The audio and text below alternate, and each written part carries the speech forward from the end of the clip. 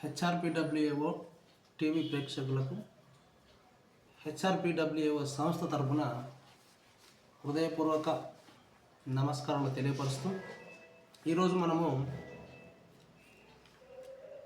Jagan అక్రమాస్తుల case సంగతి ఎందుకు చూద్దాం. అసలు ఏం జరుగుతుంది అక్రమాస్తుల కేసు విషయంలో చూద్దాం.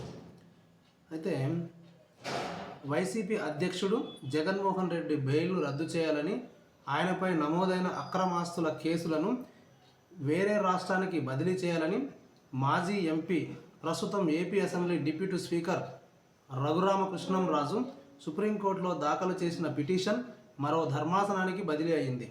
ఇప్పటి వరకు జస్టిస్ అభయ్ ఎస్ ఓకా, జస్టిస్ పంకజ్ మిత్తల్లతో కూడిన ధర్మాసనం దానిని విచారించగా సోమవారం ఆ petition justice BV Nagaratna, justice Satish Chandra Sharma ధర్మాసనం ఎదుట విచారణకు వచ్చింది. అర్థమైంది కదా. అయితే ఈ కేసు జగన్కు అక్రమాస్తులకు సంబంధించిన కేసుని మన ప్రస్తుత AP deputy speaker Raghurama Krishnamraju గారు సుప్రీంకోర్టులో దాఖలు చేసిర్రు. అయితే ఈ కేసుని మరో ధర్మాసనానికి బదిలీ చేసిర్రు. అయితే బదిలీ చేసిన తర్వాత ఈ జస్టిస్ అభయ్ ఎస్ ఓకా, జస్టిస్ పంకజ్ మిత్తలతో కూడిన ధర్మాసనం దానిని విచారించగా సోమవారం రోజు ఈ petition justice BV Nagaratna, justice Satish Chandra Sharma ధర్మాసనం ఎదుట విచారణకు వచ్చింది. మరి విచారణకు వచ్చిన తర్వాత ఏం జరిగింది, మరి ఇరు వర్గాల సంబంధించిన సీనియర్ న్యాయవాదులు దీన్ని ఏ విధంగా సంభాషణ జరిగిందో చూద్దాం. మనం ఇక్కడ రఘురామరాజు తరపున సీనియర్ న్యాయవాది బాలాజీ శ్రీనివాస్, రఘురామరాజు తరపున వచ్చేసి న్యాయవాది వచ్చేసి సీనియర్ న్యాయవాది బాలాజీ శ్రీనివాస్ అట. మరి జగన్ తరపున సీనియర్ న్యాయవాది ముకుల్ రోహత్గి వాదనలు వినిపించారు. మరి ఏం వాదనలు వినిపించారో చూద్దాం. అయితే కేసుల విచారణను హైకోర్టు పర్యవేక్షిస్తుందని, ట్రయల్ కోర్టులో డిశ్చార్జ్ పిటిషన్లు పెండింగ్లో ఉన్నాయని, ఇది రాజకీయపరమైన పిటిషన్ అని రోహత్గి పేర్కొన్నారు. జగన్ అక్రమాస్తుల కేసులో ఏళ్ల తరబడి పురోగతి లేదని బాలాజీ శ్రీనివాస్ ధర్మాసనం దృష్టికి తీసుకెళ్లారు. ఆయనేమో ఎవరు, ఈ జగన్ తరపు న్యాయవాది ఏమంటుండు, ట్రయల్ కోర్టులో డిశ్చార్జ్ పిటిషన్లు పెండింగ్లో ఉన్నాయని, ఇది రాజకీయపరమైన పిటిషన్ అని ఎవరంటున్నారు, మన జగన్ తరపున ఉన్నటువంటి న్యాయవాది అంటుండు రాజకీయపరమైన పిటిషన్. ఇక్కడ మరి రాజకీయపరమైన పిటిషన్ అంటే ఇక దీనికి మనము ఏ విధమైన ఎక్స్ప్లెనేషన్ అంటే, రాజకీయపరమైన పిటిషన్ అంటే రాజకీయంగా ఆరోపణలు చేసి ఈ పిటిషన్ దాఖలు చేసారు తప్ప ఇక్కడ జగన్ ఎలాంటి అక్రమాస్తులు అనే కేసు అనేది తప్పు కేసు అని చెప్పి, ఇది తప్పుడు కేసుని కావాలనే రాజకీయ కోణంతో దీన్ని దృష్టిలో పెట్టుకొని ఈ ఆరోపణ చేసిరని చెప్పేసి జగన్ తరపు న్యాయవాది వాదిస్తున్నాడు. అయితే ట్రయల్ కోర్టులో డిశ్చార్జ్ పిటిషన్లు పెండింగ్లో ఉన్నాయని కూడా అన్నాడు. ఇది రాజకీయపరమైన పిటిషన్ అని పేర్కొన్నాడు. జగన్ అక్రమాస్తుల కేసులో ఏళ్ల తరబడి పురోగతి లేదని బాలాజీ శ్రీనివాస్ ధర్మాసనం దృష్టికి తీసుకెళ్లారు.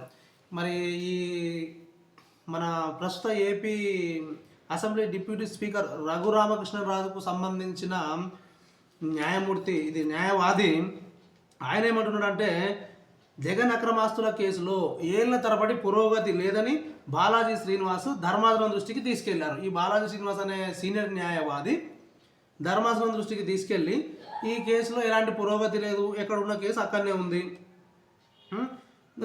అని చెప్పి ధర్మాసనం ముందు తీసుకెళ్ళాడు. అయితే గత 10 ఏళ్ళుగా ఈ జగన్ బెయిల్ పైనే ఉన్నాడన్న సంగతి అందరికీ తెలిసిన విషయమే.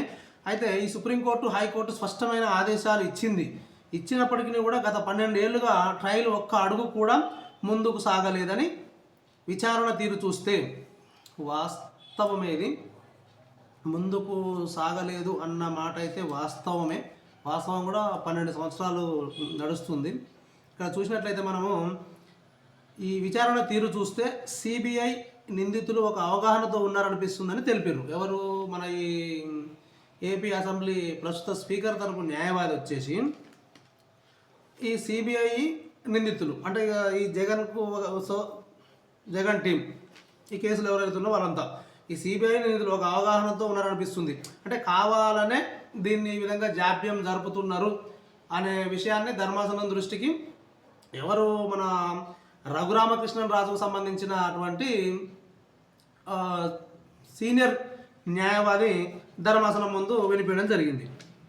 అయితే డిశ్చార్జ్ పిటిషన్లపై వాదనలు విన్నాక ఎటువంటి నిర్ణయం వెలువరించకుండానే డిశ్చార్జ్ పిటిషన్ల వాదన విన్న తర్వాత ఎటువంటి నిర్ణయం వెలువరించకుండానే 5 న్యాయాధికారులు బదిలీ అయ్యారని ప్రస్తావించారు. ఈ డిశ్చార్జ్ పిటిషన్ గురించి ఏం స్పందన చేయకుండా అంటే దానికి సంబంధించిన నిర్ణయం అనేది ఏది వెలువరించకుండానే 5 న్యాయవాదులు అక్కడి నుంచి బదిలీ అయ్యారని చెప్పి ప్రస్తావించడం. కనీసం ఒక డిశ్చార్జ్ పిటిషన్ పైన తుది నిర్ణయం వెలువడకుండా బదిలీ అవ్వడం సందేహాలకు తావిస్తున్నట్లు తెలిపారు. అయితే ఈ జస్టిస్ నాగరత్న కలువజేసుకొని తర్వాత ఇది జస్టిస్ నాగరత్నకు justice Nagarathna and justice Satish Chandra ముందరికి ధర్మాసనం ఎదుటకు వచ్చింది కదా విచారణ. అయితే ఈ విషయంలో ఈ జస్టిస్ నాగరత్న కలుగజేసుకొని కేసులు బదిలీ చేయడం కుదరదన్నారు. ఓకే, కేసులు బదిలీ సాధ్యం కాదని సుప్రీంకోర్టు గత విచారణలోనే చెప్పిందని తామిప్పుడు కేసు పర్యవేక్షణ పూర్తి స్థాయిలో జరగాలని కోరుతున్నామని శ్రీనివాస్ పేర్కొన్నారు.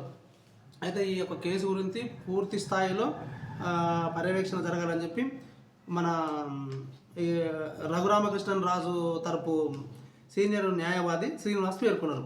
వాదనలు వినిపించేందుకు కొంత సహాయం కావాలని అదనపు సోలిసిటర్ జనరల్ మరో కేసు వాదనలు వినిపిస్తున్నందున వాయిదా వేయాలని సిబిఐ తరపు న్యాయవాది విజ్ఞప్తి చేశారు.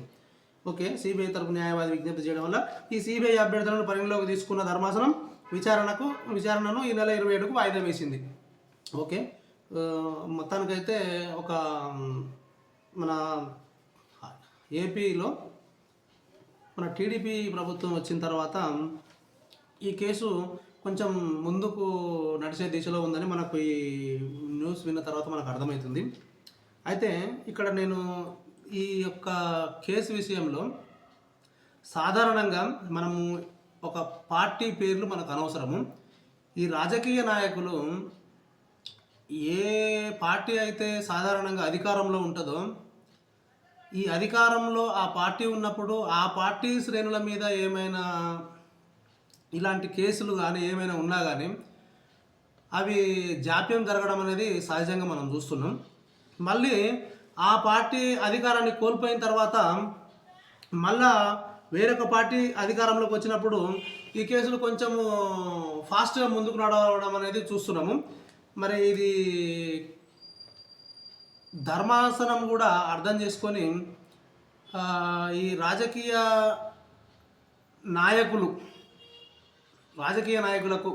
ధర్మాసనమైనా లేకపోతే పోలీసు వారైనా ఏదైనా కావచ్చు, ఇక్కడ మనం గమనిస్తే అధికార పార్టీ ఉన్నప్పుడు ఆ పార్టీ శ్రేణుల మీద ఉన్నటువంటి కేసుల విషయంలో జాప్యం జరగడం, మళ్ళీ ఆ పార్టీ పోయి మళ్ళీ వేరే పార్టీ అధికారంలోకి వచ్చిన తర్వాత మళ్ళీ ఆ కేసుల విషయంలో కేసులు ముందుకు నడవడం, అంటే పార్టీలకు అనుగుణంగానే రాజకీయ నాయకులకు అనుగుణంగానే నవ్య డేస్లలో కొన్ని వ్యవస్థలు నడుస్తున్నాయని చెప్పి మనము ఖచ్చితంగా చెప్పొచ్చు.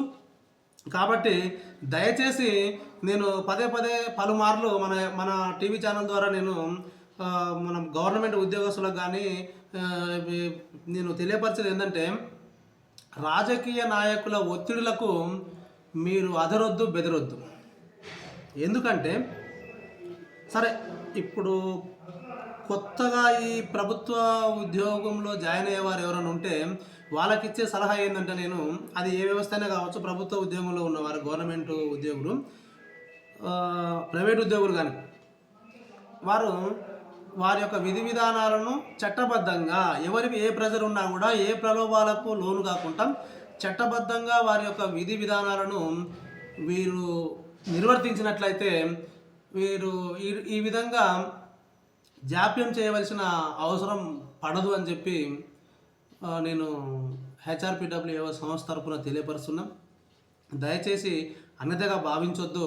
ప్రభుత్వ ఉద్యోగులంతా, ప్రభుత్వ అధికారులంతా నీతి నిజాయితీ ధర్మంగా చట్టబద్ధంగా మీ యొక్క విధి విధానాలను నిర్వర్తిస్తే మేము చాలా సంతోషపడతాం. ప్రజలకు కూడా చాలా న్యాయం జరుగుతుంది. ఇక్కడ వాస్తవంగా మీరంతా ప్రభుత్వ ఉద్యోగులంతా, ప్రభుత్వ అధికారులంతా ఒక న్యాయబద్ధమైన రీతిలో మనం వర్క్ చేయాలని చెప్పి దృఢమైన సంకల్పం పెట్టుకొని ఎలాంటి రాజకీయ ఒత్తిడిలకు కానీ, ఎలాంటి ప్రలోభాలకు కానీ లోను కాకుండా మీరు ఈ రాష్ట్ర ప్రజలకు కానీ, దేశవ్యాప్తంగా చూసే దేశ ప్రజలకు కానీ మీ యొక్క సేవలను అందిస్తే ఈ దేశం బాగుపడడానికి మీరు చాలా తోడ్పడ్డ వాళ్ళైతారు. మీదే ప్రముఖ పాత్ర అవుతుంది. కనుక మా సంస్థ తరఫున నేను ప్రతి ఒక్క